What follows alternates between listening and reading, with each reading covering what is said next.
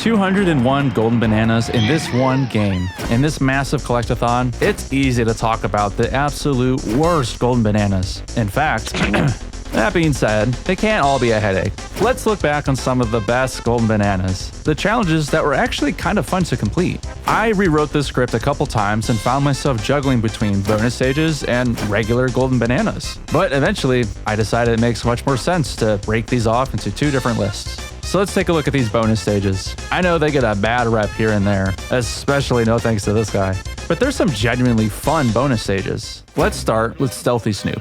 As far as I'm aware, this is the only time we see cops in the game. A shame they're stuck in this dark maze for all eternity. I guess there's no better place to put them though. But to me, it's a real shame we only play this challenge twice, in Angry Aztec and Gloomy Galleon. I would much prefer swapping out a beaver bother for a slightly more challenging Stealthy Snoop. It's a pretty simple challenge though, and with its own unique soundtrack. Get to the finish line without getting caught before time runs out. If you're spotted by the cop's flashlight, game over. Sometimes you can luck out with the maze and make it immediately to the finish line, but usually you end up taking the wrong left turn. As for the cops, you can essentially get a feel for their movement, knowing when and where they're going to move. Occasionally, you gotta just sneak right past them, hugging the corner wall to move on. But oh boy, these cops can turn on a dime. That being said, to me, this bonus stage has that stress-free challenge to it. Like, yeah, I might need a few goes at it, but I don't mind giving it another shot. It's a fun golden banana, and I'd love to see more of it. Minecart Mayhem is another bonus stage I love to see more often. Thankfully, it can be played 3 times, located in Jungle Japes, Fungi Forest, and last in Creepy Castle. This is another one of those challenges that is pretty simple on paper, but you can find yourself needing a couple redos to really nail it. The player rides around in a cart, shifting to different tracks while avoiding the other carts loaded with TNT.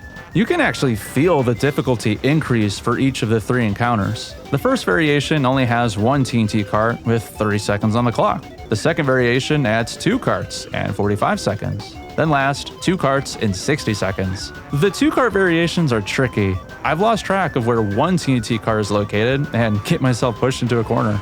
A technique I find to be helpful is to speed up to the track crossing, then really slow down so I can get a feel for which path is the safest. Or even tricking a TNT cart to move closer to you, only to switch lanes last second. Then I speed up to the next crossing and do it again. If you really plan it out, you can get both TNT carts rolling right next to each other. This makes it significantly easier to plan your next move and keep your eye on the grouped carts versus them all spread out. Minecart Mayhem is another perfect example of a challenge I'd prefer doing one more time than the 3 beaver bother challenges. I could see 3 carts with 75 seconds being a real tough one to complete. Maybe that's way too optimistic. Such a thing could be impossible. But who knows? I really like this challenge. It shares similar brain power to something like Tetris, I don't know. This bonus stage also holds its own soundtrack, which adds to the stress factor in its own unique way. Up next on this list is Krazy Kong Klamour. And holy bananas, I cannot believe they really went with these acronyms. Did this really just whiz past everyone's eyes? Horrible title aside, I've always enjoyed going up against this bonus stage. We get to play this 4 different times in Frantic Factory, Gloomy Galleon, Fungi Forest, and Crystal Caves. That seems like a fair amount of times to revisit a bonus stage. Well, a good bonus stage, that is. Something that I've always loved about this challenge is the shift of characters. The one thing I can praise Beaver Bother for doing is allowing us to play as the enemy for once. And with Triple K, we're putting the Kongs in an unusual place. I mean, just look at them. They all have incredible reactions. Tiny looks like she actually wants to take you down. Sometimes Chunky looks completely lost or ready for action. I love when Diddy makes this face. So this is another basic challenge. Shoot for the golden banana a specific amount of times, but do not hit the Kongs. If you hit one of the Kongs, you'll actually receive a penalty point and the counter actually goes up. That's so brutal. Things can get hairy very quickly if you aren't careful. Obviously, there's a little more to this challenge. You only get a moment to shoot for the golden banana before the screen fades to black, shuffles the arrangement, then revealing their location, only for another moment. When the player gets further into the game, this rotation moves significantly faster. That's when things start to get hairy and you accidentally add to the counter.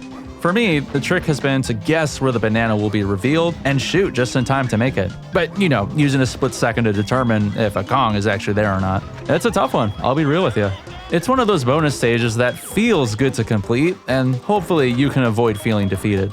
The real crazy thing, and that's crazy with a K, being that the Wii U version of this game is completely busted. The original copy runs on lag, making it possible to beat this stage. But with the Wii U running off of a cleaner emulation, it's downright impossible to complete. I don't own this on my Wii U, so I can't speak out of experience, but I see you folks out there sharing your stories on YouTube. Sounds like the only way to beat this is by using the pause trick. Goes to show how broken these older games are, and how little I'm taking advantage of pausing. Moving on to another shooter minigame, let's take a look at Kremling Kosh. There are 4 variations of this bonus stage, located in Angry Aztec, Gloomy Galleon, Creepy Castle, and DK Isle. Sometimes I always forget that DK Isle holds some bonus stages. Once again, pretty straightforward. Blast the critters with watermelons before time runs out. Green critters reward you 1 point, and the uncommon red critter rewards you with 2 points. The player can only hold a maximum of 5 melons, so reloading in the center of the barrels will be a must. This holds a strong Mario Party-like feeling. It's not necessarily challenging, but you could potentially run out of time. And if you're up against other players, it would be all about whoever could complete the minigame the fastest. There really isn't much more to say about this bonus stage. It's pretty dang effortless. But here's an interesting observation. I believe this is the only time we see the red critters in the game. Well, besides the burping Simon Says challenge in Frantic Factory. There's the green clobbers and red clobbers hidden in barrels throughout the game, the red ones differencing by self-exploding.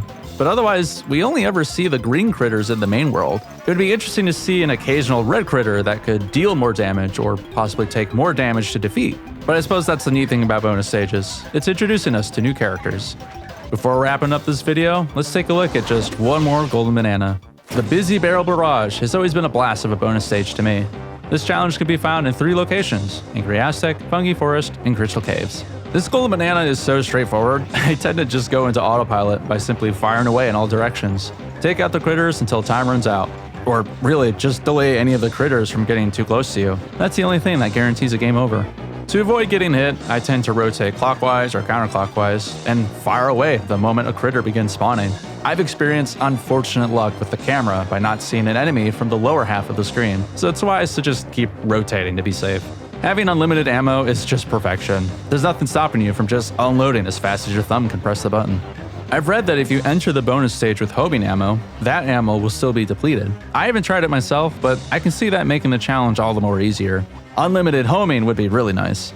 So there you have it. There's a ton of bonus stages in this game, and a lot of them are either flat out boring, clones of another challenge, or a pain in the butt. But these 5 bonus stages are the few challenges I actually look forward to.